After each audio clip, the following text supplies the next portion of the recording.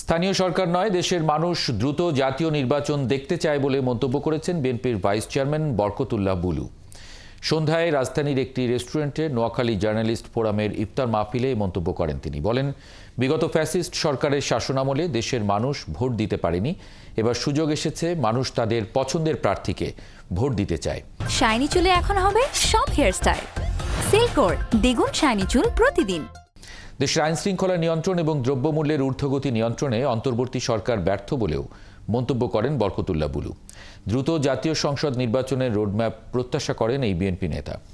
অনুষ্ঠানে বিএনপি সহ বিভিন্ন রাজনৈতিক দলের পাশাপাশি সাংবাদিক সহ বিভিন্ন শ্রেণী পেশার মানুষ যোগ দেন।